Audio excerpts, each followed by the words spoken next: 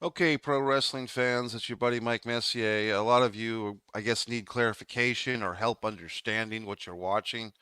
But basically, last night, today is February 3rd, 2024, and last night on the WWE SmackDown program, they had Cody Rhodes come out with a promo against Roman Reigns, and Cody basically, in WWE storyline, explained that he wants to see the downfall of Roman Reigns, but not at WrestleMania. And cue the music. Here comes The Rock. The Rock recently named to the board of the WWE. The Rock doing big things with his ex-wife. I still wonder why they don't really say that she's his ex-wife, but it's his ex-wife, his business partner, Danny Garcia, which is fine. And they've united the XFL and the USFL, and all that's great. And The Rock has this board seat with the WWE or TKO, the parent company of UFC and WWE. And so basically, The Rock is now going to be replaced as the figurehead face of the WWE. He's clean, as opposed to Vince, let me shit on your head, McMahon, and everyone else associated with him. So they basically bring out The Rock, and now we're basically being led, as myself and Jimmy Faluca did a podcast a full month ago. As soon as The Rock said the line about sitting at the head of the table at the restaurant, we knew where this was headed. This is Cody Rhodes basically came out on national television, worldwide television, and handed his testicles to The Rock. Okay, so I'm not upset about it because I knew it was happening. I saw it. I saw it being played out. So I don't understand the vast majority of McIdiot Marks out there on Facebook and everywhere else are so surprised and shocked and hashtag poor Cody and hashtag so Cody. Where were you people a month ago? This was all played out. I just don't understand. I guess my disappointment is not only with the modern day wrestling fan that really seems slow on the uptake, but some of these veterans because today, just a few minutes ago, I'm still waking up and I'm posting that the WWE has emasculated another Rhodes. And some what I would expect to be intelligent people, veterans, wrestlers themselves, and people that know wrestling, they do enough podcasts and they make some money from doing this stuff, but they don't understand what I'm saying when I say that basically Cody Rhodes is yet another Rhodes to be emasculated in the WWE. Well, gee whiz, Mike, walk us through it because obviously we don't understand apparently. Okay, it's simple. Take Dusty Rhodes. He comes into the WWF at the time, 1989. He did not come directly from WCW or the NWA. He had a brief 6 month or so, maybe a year of trying to run his own promotion. I believe it was called Professional Wrestling Federation, which is not the best name for a wrestling promotion, but it was there in Florida. Dusty was trying to reboot the Florida territory, so to speak. He had Terry Funk in there before Terry Funk went on to wrestle Flair. So Dusty had his own promotion. That's when he started Uncle Fred. He called him, I think at the time, Big Bubba, would go on to be Typhoon and Tugboat and the Shockmaster, that guy, which I believe was Dusty's son-in-law. And so Dusty had his own promotion, and then he gets the call from Vince McMahon, and between shitting on somebody's head, Vince McMahon says, "Hey, Dusty, come over and put on, be a wrestler for me." And Dusty probably thought he was going to do his same Jim Crockett Promotions version of Dusty Rhodes, the kick-ass babyface. Maybe Dusty thought he'd be the number two babyface behind Dusty. Who knows what Dusty thought? But instead, we get all these segments. Dusty is a plumber. Dusty is a pizza delivery man, the common man, if you will. We get Sweet Sapphire. And most notably, we get the polka dots. Dusty and polka dots, okay? Now, every asshole and idiot, Tommy Dreamer, will go out there and put on these polka dots, and they think that they're paying some type of tribute to Dusty Rhodes. It's not a tribute to the real Dusty Rhodes. It's a tribute to the WWE Red Roostering Dusty Rhodes, okay? Basically emasculating Dusty Rhodes. Let's put this legend who can just wear simple black trunks with a DR, Dusty Rhodes, not that goddamn complicated. Didn't need the WWE shine, but they have to put him in polka dots. They have to make him a clown show. No offense to Sweet Sapphire, but they put her with him as a mockery. They're basically having Dusty Rhodes do a Dusty Rhodes impersonation, if you will. Okay, that's what they did to Dusty Rhodes. That's the emasculation of Dusty Rhodes. Flash forward 5, 6 years, late 1995, really got going in early 96 when he won the Intercontinental title. They bring over Dustin Rhodes. Now, we all know the story if you've been around the fucking block. Dustin Rhodes and his father did not get along at that time. Dusty did not approve of Terry Runnels, Dustin Rhodes' wife. Apparently, Dusty thought that Terry had been with too many boys in the back, so to speak, the Brian Pillmans or whatever. For whatever reason, Dusty did not approve of Marlena, Terry Runnels as Dustin's wife. Okay, so basically, Dustin and his father were not on good terms. Dustin gets fired from WCW for blading, cutting himself with a razor blade in his match against the Blacktop Bully, Crusher Darsaw, Crusher Khrushchev, one of the Demolition guys, Barry Darsaw, in that uncensored match. So they bring in Cody Rhodes, and what do they do with him? They put him in this banana suit, this effeminate character of Goldust. Now look, Goldust was over. Goldust was ahead of its time. Goldust was an exciting, different, weird character. However, it's still based in degrading Dustin Rhodes. They couldn't just have the Southern kick-ass heel Dustin or kick-ass babyface Dustin Rhodes. They couldn't just have him come in and be Dustin Rhodes and wrestle matches and be Dustin and that. They had to disgrace him. They had to ridicule him. They put him in a banana suit. They made him go gold dust. They had him do all this feminine stuff. In later years, as we got deeper into the Attitude era, they had Goldust mock his own father. I mean, if you really want to see something disgusting, look up the Dustin Rhodes mocking Dusty Rhodes from Monday Night Raw. Okay, when he comes out, he being Dustin comes out mocking his father. Look that up. That's an emasculation. Now, you might be wondering, in case your goddamn vocabulary is not that good, I just think of emasculation as cutting somebody's balls off, okay?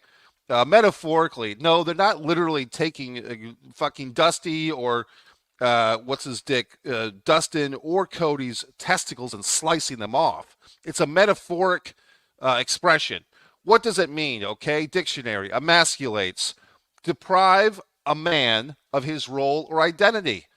You take away Dusty Rhodes from being the son of a plumber, the American dream, you make him a cartoon of himself, and you're taking away his identity, okay? Dustin Rhodes, the natural, a wrestler, God forbid, 1995, 96, 97. You're depriving a man of his role or identity. You're making him this androgynous, which was Vince McMahon's favorite word for the year. Androgynous. He's so androgynous. Okay, you've emasculated him. Okay? Now we flash forward another generation or two. Cody Rhodes, just like I goddamn said a year ago. Look up my fucking video, assholes. I gave Roman Reigns a fucking 90% chance of winning, and I gave Cody Rhodes a 10% chance of winning at WrestleMania last year. 39, right? 2023.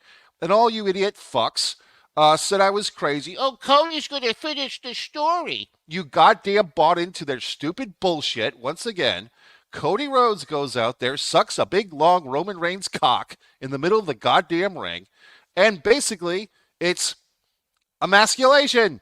Cody Rhodes can't get the job done, and he's crucified on the altar of fucking WWE. He's the martyr of independent wrestling. They wanted to take the guy who went somewhere else, namely this place, Daly's place, AEW, the guy who dared to dream and go somewhere else and do something else, Cody Rhodes, and they wanted to prove that the number one independent non-WWE wrestler in the world was dog shit in the big time in the WWE. So they build him up and build him up. They let him beat Seth. They let him get his fucking chest muscle ripped off his chest. Comes back, wins the Royal Rumble. All this momentum, all this crowd support. What do you want to talk about? Cody Rhodes loses to Roman Reigns 1, 2, 3 in the middle of the ring. Emasculation. They took away his identity. Last night was the topping on the fucking pizza, folks. This is the icing on the goddamn cake. It's just, I get upset because it's so obvious to me, and to for people that should know better, that it's not obvious to you. It upsets me that I have to educate you year in and year fucking out. So they bring in Cody Rhodes. He has to go to the ring with this convoluted crap storyline. They have to have Seth Rollins throw his 2 cents in there and try to figure this crap out. Obviously, CM Punk's gone now, so they can shove Cody over to Seth for the consolation prize. It's like in the NCAA tournament. I don't think they even do this anymore, but they used to have like the losers of the two semifinal games play each other for the third place. Okay, the consolation. Like sometimes in college basketball tournaments or other sports tournaments, they'll have the two losers of the semifinals wrestle each other, and they call it the consolation game. So that's the Seth Rollins Cody Rhodes title. This title is nothing. Okay, it's less prestigious than the Intercontinental title. It has no history. Oh, Seth's the working man's champion. Well, why did they need to convolute a world title when supposedly Roman Reigns beat Brock Lesnar 2 years ago at WrestleMania? Wasn't that a goddamn unification world title match? Universal title versus WWE title? Wasn't that same WWE title that Roman Reigns, or I guess Brock Lesnar had going into that match? Didn't he have the title that was merged when Randy Orton beat John Cena all those many years ago? But then they just magically reconvolute this title. And here's the thing, folks, they can do whatever they want. The WWE lack of creative can do whatever they want. It's the question to you is, how much are you willing to tolerate it? How much are you willing to emotionally invest into this stuff before you kind of wake up and say, you know what?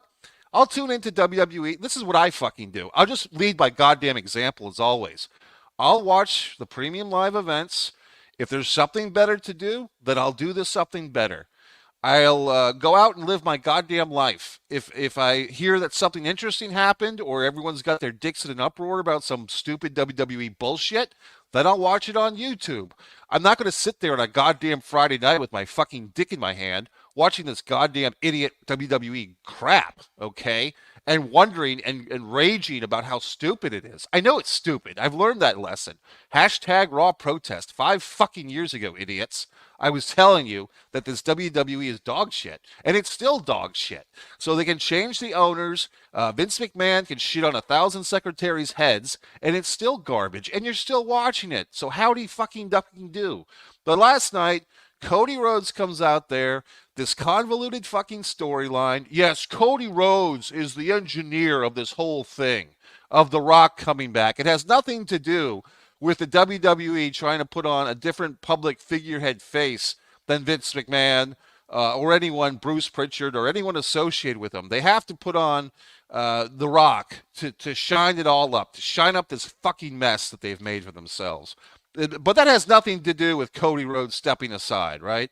So Cody gets to play, oh, I'm the mastermind of the Roman Reigns downfall. Okay, great. Really makes sense to have a babyface hand over a world title opportunity to another guy who literally hasn't wrestled.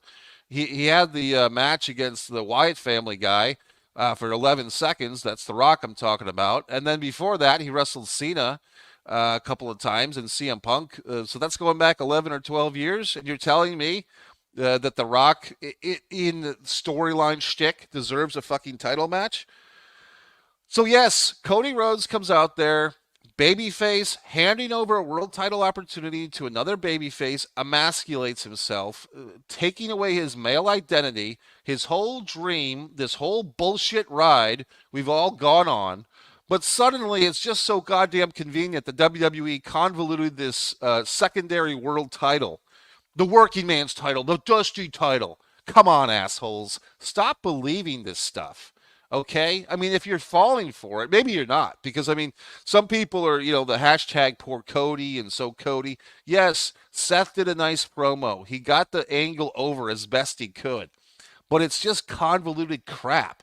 And if you're sitting there thinking this is great stuff and riveting, and you're putting your goddamn finger in the air like it means something, Evaluate yourself. The real story here is how disgusting this horrible company is. And I've been telling you that for years. And now you have it in a goddamn legal court case. So if you want to disguise reality, and if you want to tell yourself that everything's fine and fucking dandy in the WWE, then go right the fuck ahead. You're just as goddamn delusional as a child. That's what it comes down to. So yes, they emasculated fucking Dusty with the polka dots. They emasculated fucking Dustin with the gold dust. And last night, the king of independent wrestling was crucified once again for the sin of leaving WWE. Cody Rhodes got publicly emasculated. He took a goddamn metaphorical goddamn knife and he chopped his testicles off and he handed his testicles like a fucking offering to The Rock. That's what happened. The only one to survive this family curse is Terry Runnels because she doesn't have balls to emasculate. She doesn't have them to cut off. And you're wondering, well, gee whiz, Mike, what would be the idea of doing this? You know, Bruce goddamn Pritchard, who's probably full of some things are going to happen to him too. Let's talk about this. All these people who are magically coming out, all these goddamn wrestlers who are coming out this week, and they all have these revelations. Oh, Vince was a freak. Vince was a weirdo. Where were you 2 weeks ago, assholes? You know, suddenly it's safe to come out of the woodwork. But until then, when they're all trying to get a fucking job, none of them had these stories to tell, right? Now, I'm not questioning the stories. I'm just questioning why none of them had the fucking courage to speak out until this woman who got harassed, in her opinion, or her statement, her legalities. How come none of these people had the goddamn balls to tell these stories 2 weeks ago? Because these wrestlers that we all follow are not these great people, okay? They're not these moral people that you should be looking up to. You should be looking up to someone like me who tells you the goddamn truth of the issues. No shockers, but the feds are likely going to press charges on Vince. And the thing is, Jason, guess what's going to happen? Vince is going to fucking die before he goes to jail. That's the easy way out. Same way that fucking Snuka did it. All you got to do, folks, is die. Or maybe Vince will do the Snuka thing and say he's not fit to he's not fit to face trial. He'll just get some doctor to say that Vince has got dementia and he won't have to go to jail. I think Vince is going to escape. And once again, the real question is, how much will the fans stick up for this guy? How much will the fans stick up for this company? Why does the tradition, the family tradition, the great family tradition of McMahon's emasculating Rhodes exist? Because Vince McMahon didn't like the fact that that Dusty Rhodes could do it without him. That Dusty Rhodes with Jim Crockett Promotions or Eddie Graham in Florida or even Dusty running his own promotion, it drew Vince insane that Dusty Rhodes made $1 in wrestling without him being Vince Jr. Jr. So that's it, folks. Once a fucking again, all the wrestlers who don't seem to understand this, all the wrestling podcasters who don't seem to understand this, I don't understand why they don't understand. You guys should know better. Yes, I know it's horse shit. I know it's bullshit. And you can say, well, look, Cody's getting well paid. Okay, fine. Fucking fine. He's getting paid to be a loser. He's getting paid to crucify his character, if you want to call it fucking that. And if you find that entertaining to watch a character or a man or whatever you want to call Cody come out to that ring, hand over his goddamn testicles as an offering. Here you go, Rock. Here's my testicles. Then that's your form of entertainment. Then enjoy it. I just have to educate people because apparently they don't want to be educated. So that's it, fuckers. It's your buddy Mike Messier, one pro wrestling and sports fan. Once again, I get riled up. I get upset that people are so easily duped. People that should know better are just easily duped, easily fucking manipulated. And I don't understand why you guys don't have the intelligence like I do to at least see this stuff for what it is. I'm not saying you have to stop watching it, but at least have the ultra mind, the thought for what you're seeing. It's just unbelievable to me that you guys don't realize what you're watching sometimes. When they go to Saudi Arabia, when they do the dance over there, it's all for the money. All these things, The Rock coming in to wrestle Roman Reigns, that's because they need a distraction from the Vince McMahon story. So you guys, it's just fucking sight and mirrors. Look over here. Look over here. You guys are unbelievable. MikeMessier.com. Buy all my books, subscribe to all my channels, do everything I say. Have a good day, people. Try to get educated for a goddamn change. It might help your lives. Assholes. Goddamn fucking marks. Have to tell